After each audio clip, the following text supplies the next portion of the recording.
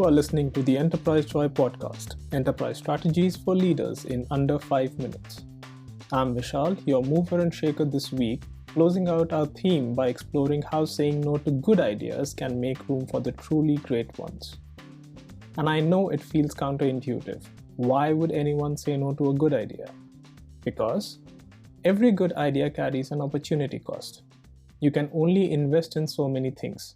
Say yes to one good idea, and you might have to say no to another that never arrives. Economists define opportunity cost as the value of the next best alternative foregone. So when CEOs turn down good investments, it's because the alternative of winning a breakthrough product or a sharper market fit or a team culture advantage, etc., outweighs the immediate task. Harvard Business Review's 1999 reflection reminds us that choices are not free. Choosing one path means closing off others, often silently and unknowingly. Another widely cited 2013 study of scientists found that those who pursued risky, innovative research, despite the uncertainty, were more likely to generate high-impact breakthroughs. But high-risk work only succeeds when leaders say no to safer, more comfortable projects. They clear the runway for bold moves. This is empirical evidence that saying no to good might be your only shot to greatness. Having said that, good ideas are seductive. They promise progress, impress the stakeholders, and feel safe. While at the same time, great ideas demand focus. Think of a product team. Either one can build everything and call it iterations, or they can draw a line, say no to most of the features, and say yes to one that aligns with their bold vision. This tension between good and greater is why innovation hallmarks like Apple and Google have become icons.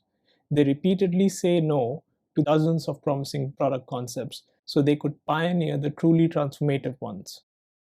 Innovation doesn't die from bad bits, it dies from dilution.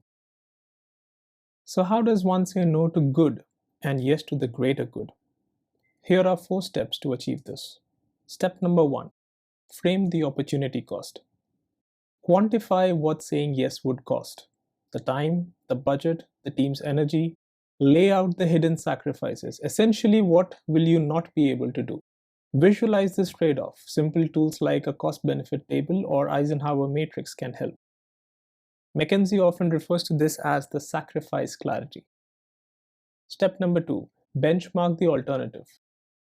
What could you achieve if you redirected these resources? Maybe it's a 10x impact idea just emerging. It could be a bold product move, or a long-term hiring bet, or time for your team to experiment.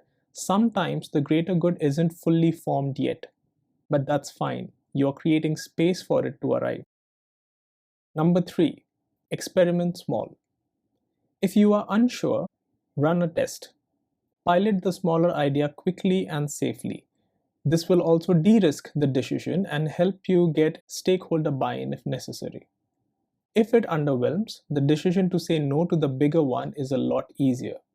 You don't have to just reject good ideas emotionally, you can reject them experimentally. Number 4. Align the story. Communicate openly. We chose not to do X because Y offers far greater value. This transparency builds trust, even when the decision is tough.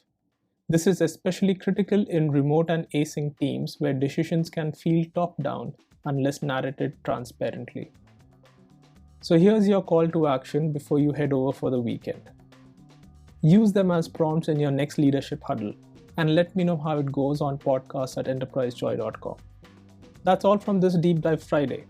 Tomorrow we wrap up this theme with a sharp summary and prep you for what's next.